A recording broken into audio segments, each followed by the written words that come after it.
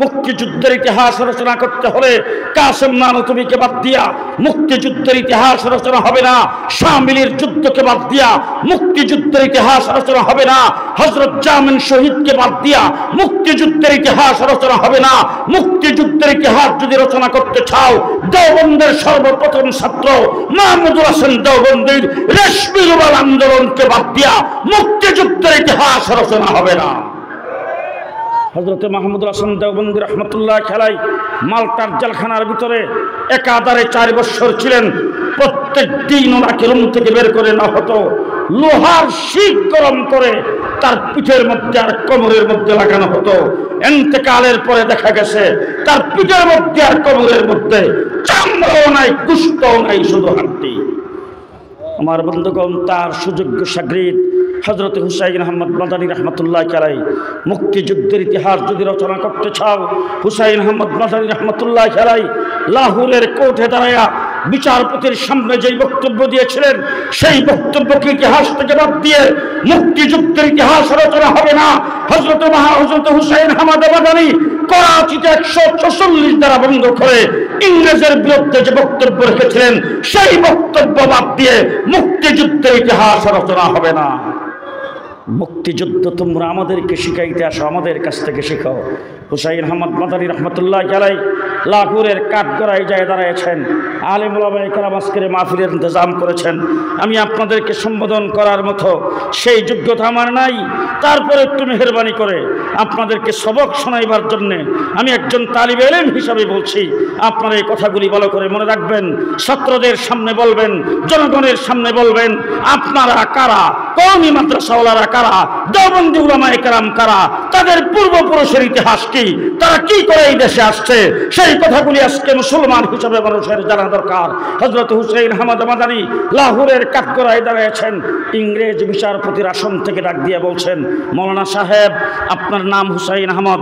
বলে, হ্যাঁ। আপনার বিরুদ্ধে অভিযোগ হলো আপনি নাকি ইংরেজের মিলিটারিতে ভর্তি হওয়া মুসলমানের জন্য হারাম ফতোয়া দিয়েছেন।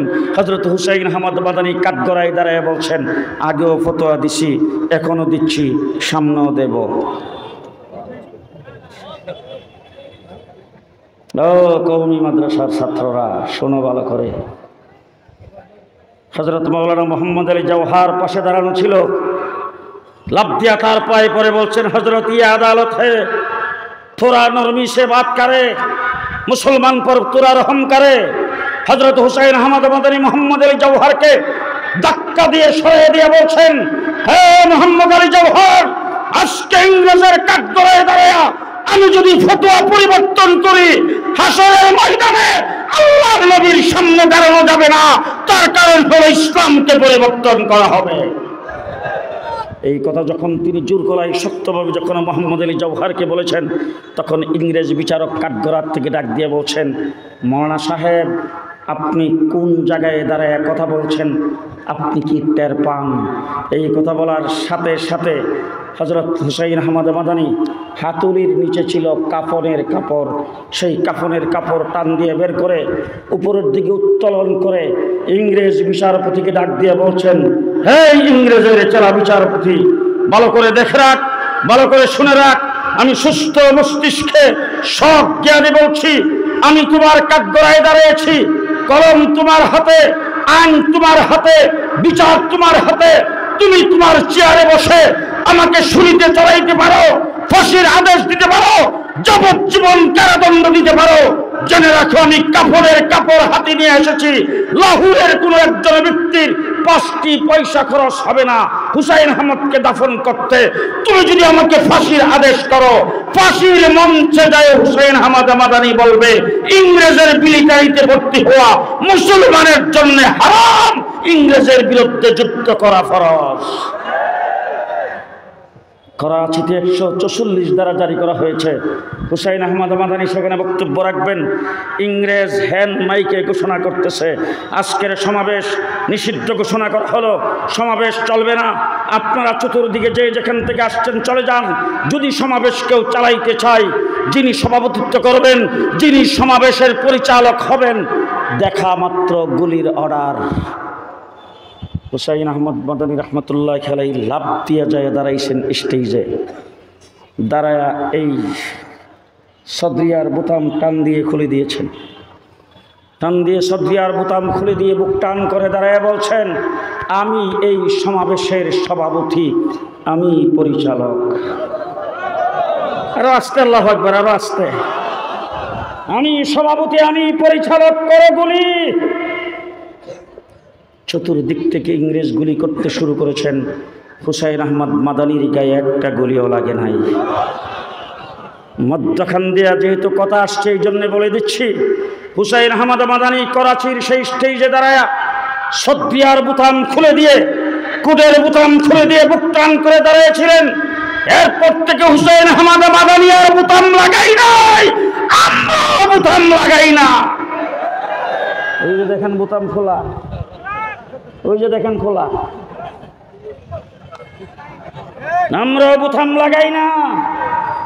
এটাকে তোমরা মুজিব কোট বানায়েছ, এটা মুজিব কোট নয়, এটা উলামা কোট। কোটের ইতিহাস ভালো করে শুনে রাখেন। আল্লামা শামসুল হক ফরিদপুরি রহমতুল্লাহ খেলার বাড়ি হলেন গহরডাঙ্গা। গহরডাঙ্গার পাশেই হলো কোটালীপাড়া, যেখানে শেখ মুজিবুর রহমান সাহেবের বাড়ি। শামসুল হক ফরিদপুরি রহমতুল্লাহ খেলাই লালবাগ মাদ্রাসায় শেখ মুজিবুর রহমান সাহেব রাজনীতি শুরু করেছেন। তিনি আওয়ামী লীগের সেক্রেটারি। শামসুল হক ফরিদপুরি দেশের মানুষ, মুরব্বী আলেম, সমজদার, মুজাহিদ, বহু জ্ঞানের অধিকারী। তার কাছে বিভিন্ন সময় বিভিন্ন বিষয়ে পরামর্শের জন্য যান। একদিন যায় দেখছেন এইভাবে পাঞ্জাবি, সাদা আদি কাপড়ের পাঞ্জাবি গায়ে, ইস্তারির পাঞ্জাবির উপরে শামসুল হক ফরিদপুরি এক কুট পরে রেখেছেন। শেখ মুজিব ভিতরে দুই খেয়ে বলতেছেন, হুজুর এই কুটটা পাঞ্জাবির উপর দিয়ে আপনাকে খুব মানাইছে, দেখতে খুব সুন্দর লাগে। শামসুল হক ফরিদপুরি শেখ মুজিবকে তুই করে বলতেন। বলছে যে তুই খাড়া অবস্থায় নিজের গায়ের কুটটা খুলে শেখ মুজিবের গায়ে পরায়া, তার পাঞ্জাবির উপর দিয়ে পরায়া, তারপরে বলছেন আয়নার সামনে দাঁড়াইয়া দেখ, তোরও খুব মানাইছে, তোরেও সুন্দর লাগে, যা কুটটা তোরে দিয়ে দিলাম। এই হলো কোটের ইতিহাস। এটা মুজিব কোট নয়, এটা উলামা কোট। ঠিক না বে ঠিক? আজকে পরিষ্কার ভাষায় বলছি, যারা আজকে আমাদেরকে রাজাকার বলে গালি দাও, ভালো করে শুনে রাখো। 1.5 মাস রিমান্ডে ছিলাম ডিবি অফিসে। 7টা টিম আমার উপর অত্যাচার করেছেন। যখনই তাদের সামনে যাইতাম, দেখা মাত্র আঙ্গুল উঁচা করে বলতো, তুই পাকিস্তানি রাজাকার, তোর বাপদাদা 14 গোষ্ঠী পাকিস্তানি রাজাকার, তোর হাফিজ হুজুর পাকিস্তানি রাজাকার, তোর মুফতি আব্দুর রহমান পাকিস্তানি রাজাকার, তোর মুফতি আমিনী পাকিস্তানি রাজাকার, তোর শাইখুল হাদিস পাকিস্তানি রাজাকার, এই বলে রাজাকার বলে গালি দিত। কিন্তু পরিষ্কার ভাষায় বলতে চাই, আজকে 54 বৎসরের ভিতরে আমি চ্যালেঞ্জ করে বলছি, এদেশের আওয়ামী লীগ, এদেশের বিএনপি, এদেশের মুক্তিযোদ্ধা যেই যে স্তরে আসেন, সকলকে চ্যালেঞ্জ করে বললাম, আজকে 54 বৎসর হয়েছে বাংলাদেশ স্বাধীন হয়েছে। স্বাধীনতার পর থেকে আজ পর্যন্ত একজন আলেম, একজন মৌলবী পাকিস্তানের পক্ষে একটা শব্দ উচ্চারণ করছে কেউ দেখাইতে পারবেন না। পাকিস্তানের পক্ষে আমরা কোনো বিবৃতি কোনোদিন দেই নাই, পাকিস্তানের পক্ষে কোনোদিন মানববন্ধন করি নাই, পাকিস্তানের পক্ষে আমরা কোনো বক্তৃতা দেই নাই, পাকিস্তানের পক্ষে আমরা কোনোদিন কোনো একটা মিছিলও করি নাই। কিন্তু তোমরা যখন বক্তৃতায় দাঁড়াইতা, তোমাদের মুখে শুনতাম ভারতের সাথে আমাদের স্বামী স্ত্রীর সম্পর্ক। তোমাদের মুখে শুনেছি ভারতের উন্নতি আমাদের উন্নতি, তোমাদের মুখে শুনেছি ভারতের উন্নয়ন আমাদের উন্নয়ন। তোমরা ভারতের সাথে সম্পর্ক, স্বামী স্ত্রীর সম্পর্ক লাগাইছ। তখনই কিন্তু আমরা বুঝতে পেরেছি আমাদের মেয়েটা ভারতের মোদির সাথে প্রেম করছে। শেষ পর্যন্ত দেখলাম এমন প্রেম করছে, প্রেমের টানে ভাগ্যেই গেছে। ঠিক কিনা বলেন? জি। আজকে যারা আমাদেরকে পাকিস্তানি রাজাকার বলে গালি দিয়েছ, আজকে তোমাদেরকে বলতে চাই, তোমরা যে বক্তৃতায় বলতা পালাবো না, এখন গেছো কোথায়? আপনাদের এই মধ্যখানেও কাওয়া কাদেরের দলের লোক আছে। ডাইনে বামে তাকে দেখেন যে কথা না বলবে হে ওই দলের লোক। এখন কোথায় গেলা? পরিষ্কার ভাষায় বলছি, জানি না আপনারা একমত হবেন কিনা। তোমরা সবাই ইন্ডিয়ান রাজাকার, ইন্ডিয়ান রাজাকার, ঠিক কিনা বলেন? ইন্ডিয়ান রাজাকারদের দ্বারা আজকে বাংলাদেশ হুমকির সম্মুখীন। পরিষ্কার ভাষায় বলছি, আমার সচিবালয়ে আগুন তোমরাই দিয়েছ, আমার একজন আইনজীবীকে জবাই করে হত্যা তোমরাই করেছ, বাংলাদেশের ভিতরে মোদির কুলে বসে বাংলাদেশের বিরুদ্ধে ষড়যন্ত্র তোমরাই চালিয়ে যাচ্ছ। যেই বাংলাদেশ থেকে ফ্যাসিস্ট সরকারকে সমরে এই দেশ থেকে উৎখাত করা হয়েছে, দুনিয়ার অনেক ইতিহাসের পাতায় পড়েছি, অনেক মানুষের অনেক সরকারের পদত্যাগ এবং পতন দেখেছি। আমার বাংলাদেশে অনেক সরকারের পতন হয়েছে, পাকিস্তানে অনেক সরকারের পতন হয়েছে, মালয়েশিয়াতে পতন হয়েছে, শ্রীলঙ্কায় পতন হয়েছে, পৃথিবীর বিভিন্ন দেশের অনেক সরকারের পতন দেখেছি। কিন্তু তোমাদের মতো এমন পতন পৃথিবীর কোথাও দেখি নাই, কোনো ইতিহাসেও পড়ি নাই। কারণ তোমাদের প্রধানমন্ত্রী যখন তোমাদেরকে টিম করে হেলিকপ্টারে উঠে কর্মীদের নেতাদের কোনো খোঁজখবর না নিয়ে তিনি যখন উঠে চলে গেলেন, তখন তৃণমূল পর্যায় পর্যন্ত সবগুলি তত্ত্বের ভিতরে ঢুকে গেছে। এমনকি কোন মসজিদের ইমাম তাদেরকে সমর্থন করেছে, হিজা পর্যন্ত বাজছে, ঠিক কিনা বলেন? আজকে তোলা রাশি দিয়া বাড়ি চালান করেও তোমাদেরকে পাওয়া যায় না। পরিষ্কার ভাষায় বলে যাচ্ছি, সত্যিকারের দেশপ্রেমিক হলো উলামায়ে কেরাম। এই কথা আসতে বলবেন না।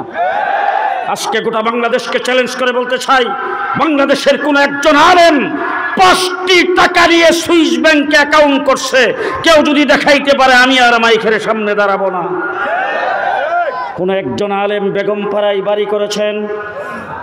জি, কোন একজন আলেম বেগমপাড়ায় বাড়ি করেছেন? উন্নয়নের নামে রোডের বদৌলতে বাস দিয়েছেন কয়জন আলেম? জি, তোমাদের কাউকে যদি বর্ডারের কিনারে পাওয়া যায়, তার সাথে 70 লাখ। ঘটনা কি? বালিশের ঠোলের ভিতরে তোমাদের টাকা পাওয়া যায়।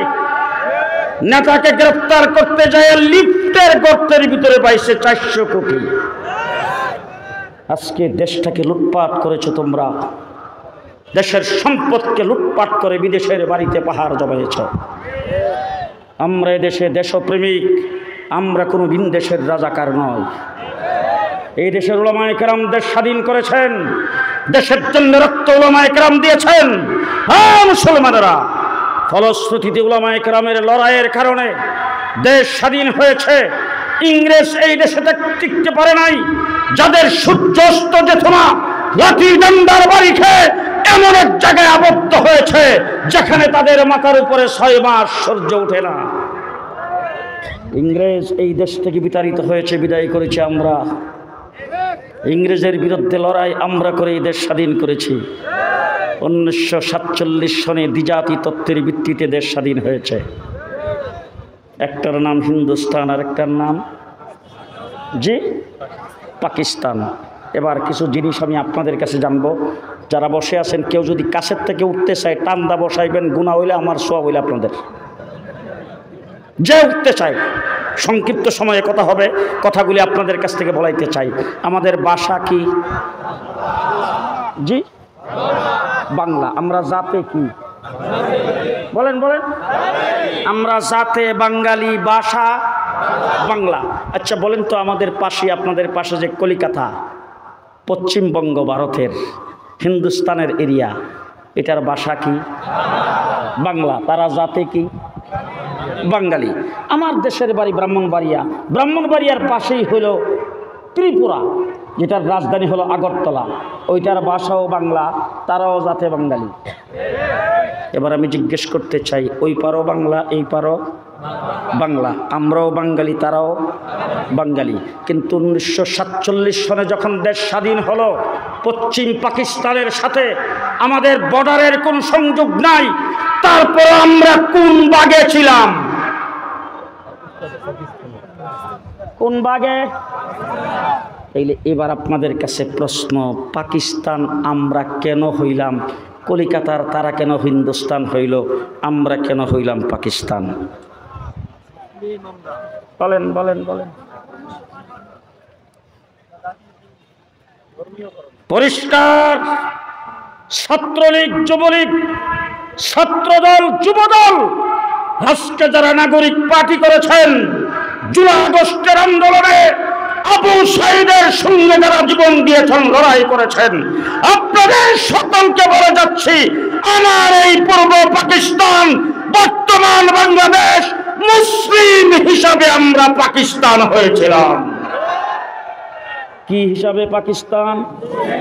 এই যে সবাই বলে না, কি হিসাবে পাকিস্তান? মুসলিম অধ্যুষিত হিসাবে আমরা হয়েছিলাম পাকিস্তান, ঠিক না বেঠিক?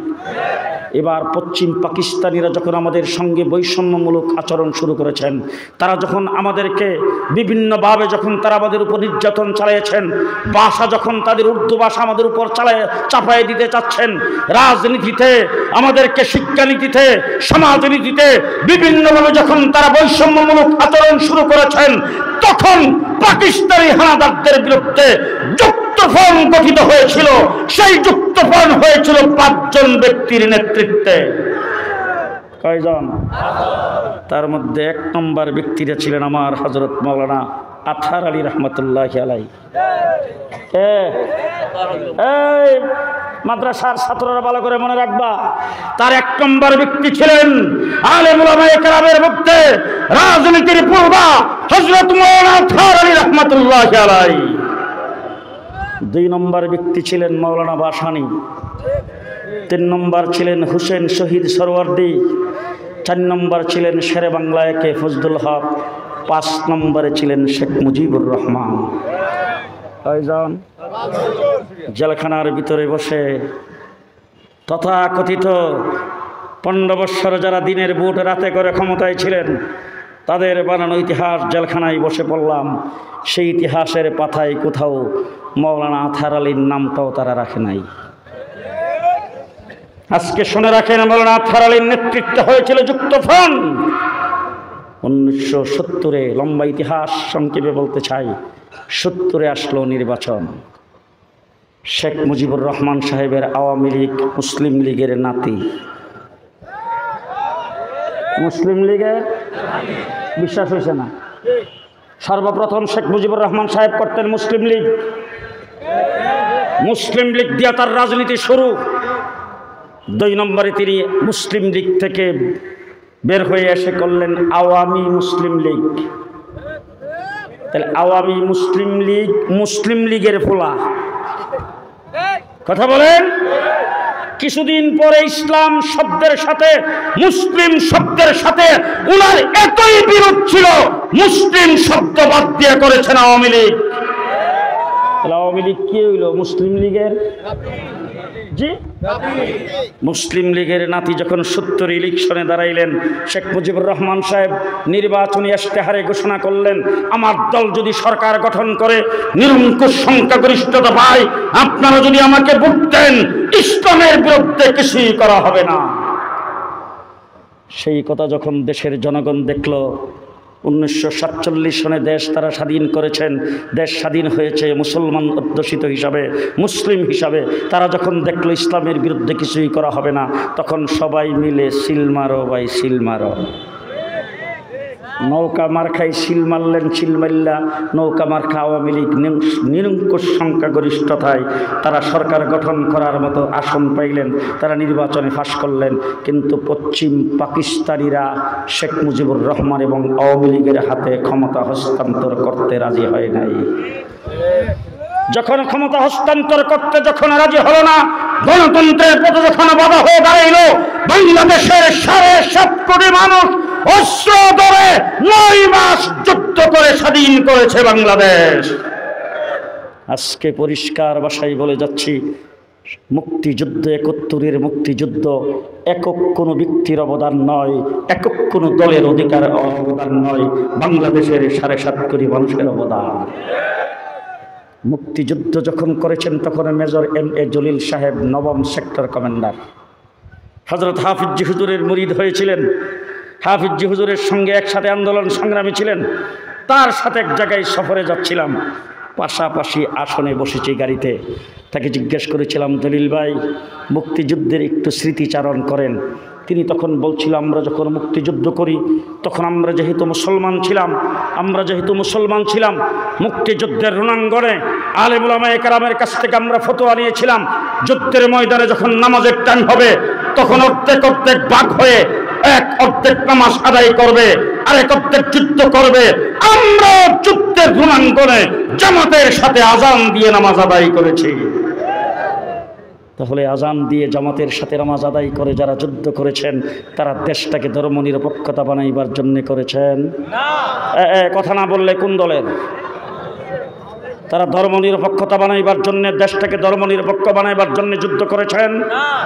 আজকে পরিষ্কার ভাষায় আপনাদের সামনে বলে গেলাম, কেউ খারাপ মনে করবেন না। সেই 71-এ শেখ মুজিবুর রহমান সাহেব 7ই মার্চে ভাষণ দিয়েছেন। তার ভাষণ আজও ইউটিউবে আছে, আজও মিডিয়াতে আছে, আজও বই পুস্তকে আছে। আপনারা রাত্রে যায় আজকে তার ভাষণটাকে ভালো করে যাচাই করবেন। তার ভাষণের ভিতরে কোথাও এই কথা বলে নাই, মুক্তিযুদ্ধ করে যদি দেশ স্বাধীন করতে পারি দেশটা হবে ধর্মনিরপেক্ষ। বলছেন মুক্তিযুদ্ধের কমান্ডার এমএজি উসমানী সাহেব তিনি বলছেন, স্বাধীনতার ঘোষক জিয়াউর রহমান সাহেব বলছেন, মুক্তিযুদ্ধ যারা করছেন তারা কোনোদিন বলেন নাই। কিন্তু দেশ স্বাধীন করার পরে শেখ মুজিবুর রহমান সাহেব পাকিস্তান থেকে ছাড়া পায়া তিনি গেছেন লন্ডন। সেখানে যায় তিনি প্রেসক্রিপশন লইছেন লন্ডন থেকে। এরপরে আসছেন ভারতে, আইসা ইন্দিরা গান্ধীর সঙ্গে সাক্ষাৎ করে ওই জায়গার থেকে আরেকটা প্রেসক্রিপশন নিয়ে এসে তিনি 72-এর সংবিধান রচনা করেছেন। সেই সংবিধানে ধর্মনিরপেক্ষতাবাদ কায়েম করেছেন।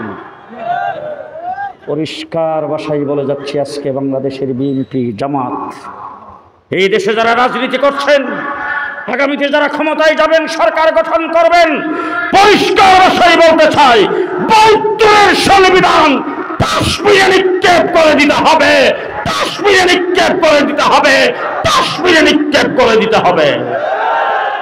72-এর সংবিধান আমরা মানি না। পরিষ্কার ভাষায় বলতে চাই, দেশ স্বাধীন হয়েছে মুসলমান। শেষ কথা আমি আপনাদের সামনে বলতে চাই, কাশ্মীর স্বাধীনতা যুদ্ধ করতেছে কয় বছর? 70 বছর। কয় বছর? 70 বছর যাবৎ কাশ্মীর স্বাধীনতা যুদ্ধ করে। আমরা কাশ্মীরের পক্ষে মিছিল করি কি করি না? জি, বিশ্বের মুসলমান কাশ্মীরকে সমর্থন করে। পার্শ্ববর্তী রাষ্ট্র পাকিস্তান কাশ্মীরের পক্ষে মিছিল করে, কিন্তু 70 বছর লড়াই করে কাশ্মীর স্বাধীনতা লাভ করেছেন? বলেন স্বাধীন হয়েছে? হয় নাই। আসেন, আসাম 40 বছর যাবৎ স্বাধীনতা লাভ যুদ্ধ করতেছে, হয়েছে স্বাধীন? বলেন, হয়েছে স্বাধীন? আমরা কয় মাসে? আজকে যারা মুক্তিযুদ্ধের চেতনার কথা বলো, আমাদেরকে যারা রাজাকার বলো, আজকে মুক্তিযুদ্ধের দোহাই দিয়ে যারা 15 বছর দিনের বুট রাতে করে দেশটাকে অরাজক পরিস্থিতির সৃষ্টি করেছো, জাহান্নামে পরিণত করেছো, তাদের চোখে আঙ্গুল দিয়ে বলতে চাই, যদি আমরা 1947-এ মুসলিম অধ্যুষিত হিসাবে, মুসলমান হিসাবে পূর্ব পাকিস্তান না হতাম, 70 বছর লড়াই করে আমরাও স্বাধীনতা অর্জন করতে পারতাম না। তাইলে আমার এই কথা বুঝে থাকলে আপনারা বলেন তো, স্বাধীনতার মূলে কি? আরো আস্তে স্বাধীনতার মূলে কি?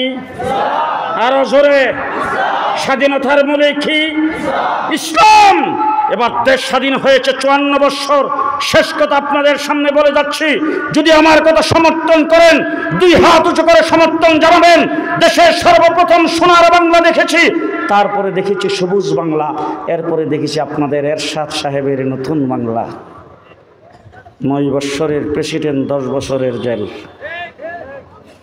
এরপরে শেখ হাসিনা এসে বললেন আধুনিক বাংলাদেশ, কিছুদিন পরে বললেন মডার্ন বাংলাদেশ, এরপরে বলছেন ডিজিটাল বাংলাদেশ।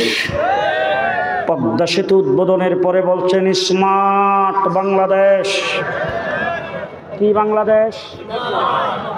কাঁচা মরিচের কেজি 1200 টাকা।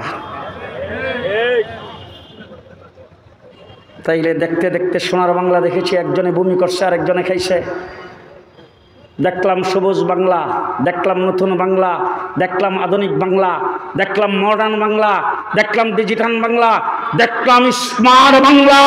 এবার জুলাই আগস্টের বিপ্লবে আবু সাইদ জীবন দিয়েছে, বুকটান করে দাঁড়িয়েছে, ছাত্র জনতা জীবন দিয়ে যেই বিপ্লব সংগঠিত হয়েছে, এই বিপ্লবের পরে বাংলাদেশ হবে ইসলামের বাংলাদেশ, ইসলামের বাংলাদেশ। কে কে রাজি আছেন?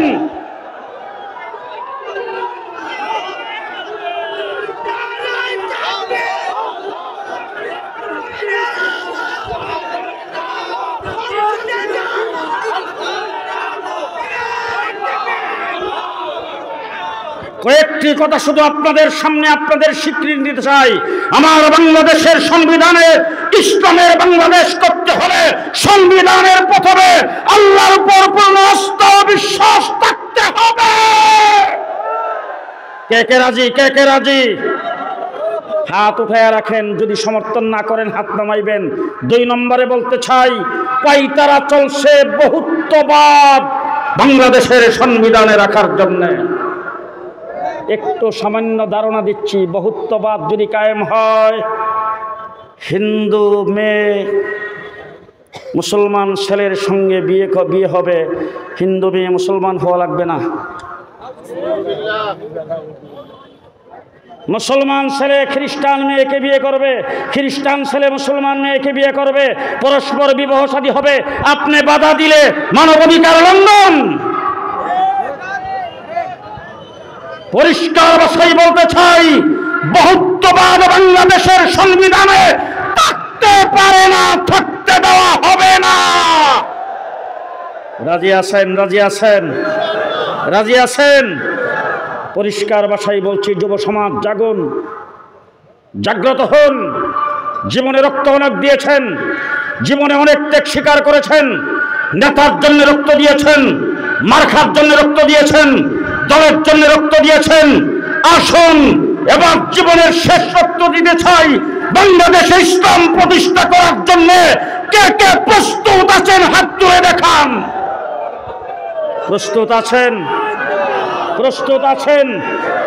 যদি সেই দাবিতে আবার রাস্তায় নামতে হয়, যদি আবার মাথায় কাফনের কাপড় বাঁধতে হয়, প্রস্তুত আছেন? বাংলাদেশে ইসলামী রাষ্ট্র প্রতিষ্ঠার জন্য আলেম ওলামায়ে কেরামের বিরুদ্ধে অসংখ্য মামলা প্রত্যাহারের জন্য, বাংলাদেশের সংবিধানে ইসলামের বিরুদ্ধে কোনো শব্দ না রাখার জন্য, বাংলাদেশের বিচার বিভাগ ইসলামাইজেশন করার জন্য, বাংলাদেশের শিক্ষানীতি ইসলামী শিক্ষানীতি চালু করার জন্য, এবং আলেম ওলামায়ে কেরামের উপরে শাপলা চত্বরে যে গুলি চালানো হয়েছে তার বিচারের দাবিতে আগামী মে মাসের 3 তারিখ ঢাকায় হেফাজতে ইসলামের মহাসমাবেশ। আপনারা কেউ যাবেন না? প্রস্তুত? প্রস্তুত আছেন? আল্লাহ কবুল করুক। সবাই বলেন আমিন। আরো জোরে বলেন আমিন। আমাদের পার্শ্ববর্তী রাষ্ট্র ভারত আমাদের বন্ধু নয়, আমাদের দুশ্মন। যদি দুশ্মন না হতো, যাকে বাংলাদেশ থেকে আন্দোলন সংগ্রাম করে এত মানুষের রক্তে ভিজা যার হাত, তাকে সেই ভারতে আশ্রয় দেওয়া হতো না। ঠিক না ঠিক? সুতরাং ভারত থেকে ষড়যন্ত্র শুরু হয়েছে। পরাজিত শক্তি ষড়যন্ত্র করছেন, ইসলাম বিরোধী শক্তি ষড়যন্ত্র করছেন। যেইভাবে আমরা জুলাই আগস্টের আন্দোলনে ঐক্যবদ্ধ থেকে এই দেশ থেকে পেশিবাদকে দূরে সরিয়েছি, তাদেরকে এই দেশ থেকে উৎখাত করেছি, আগামী দিনে আমরা সবাই ঐক্যবদ্ধ থাকব ইনশাআল্লাহ। নাসরুম মিনাল্লাহ, ফাতহুন করিম, আবাশশিরিল মুমিনিন। আমাদের উত্তরবঙ্গের দ্বীনি মার্কাজ